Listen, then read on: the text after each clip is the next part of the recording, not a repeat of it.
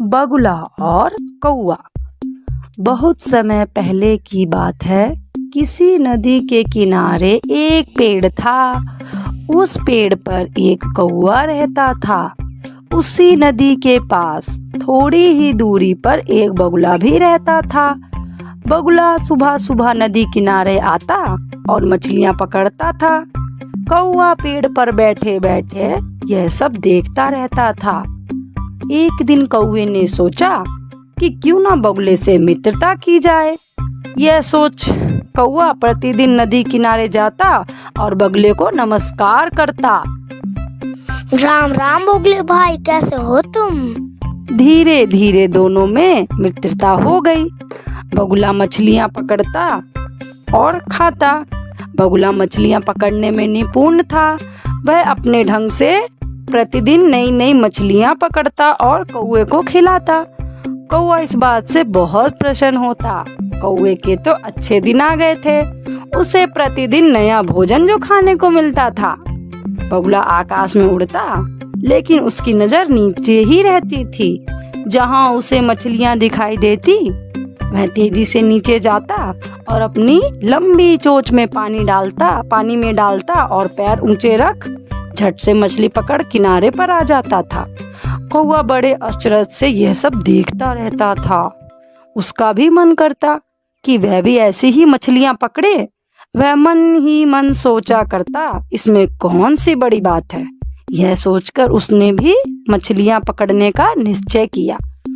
ऊपर उड़ना, निगाह नीचे की ओर रखना, मछली दिखाई देते ही नीचे आना, चोंच खोलकर पानी में डालना और पांव ऊपर की ओर उठाना।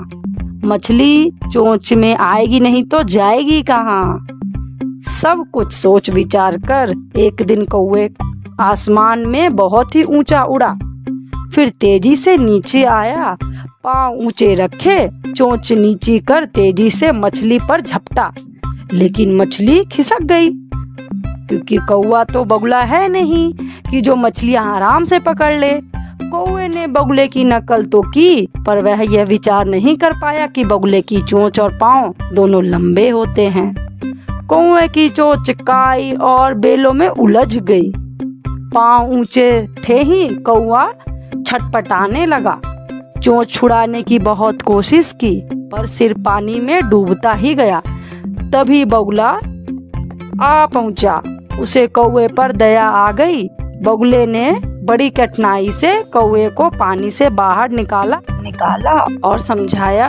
कहा कि तुम्हें देखो, कभी भी किसी की नकल नहीं करनी चाहिए, और उसे एक शिक्षा भी दी। करते हो सो कीजिए, नकल ना कीजिए। काक चोट फंसे बेल में पाँव ने काट। तो हमें क्या शिक्षा मिलती? हमें कभी किसी की नकल नहीं करनी चाहिए। आप किसी की नकल करते हो तो आपका भी हाल कौवे की तरह हो जाएगा। इसलिए आप जैसे हो वैसे ही ठीक रहो। कभी किसी को देखकर ये मत समझो कि हम भी उन्हीं की तरह कर सकते हैं। तो बच्चों, आप हमेशा ये बात याद रखना, कभी किसी की नकल मत करना। सबके अंदर अलग अलग खूबियाँ बनाई हैं, ऐसा नहीं है। सबकी अपनी अपनी खूबियाँ होती हैं। जैसे कौवे की होती है और बगुले की होती है। बगुले की अपनी अलग खूबियाँ होती है।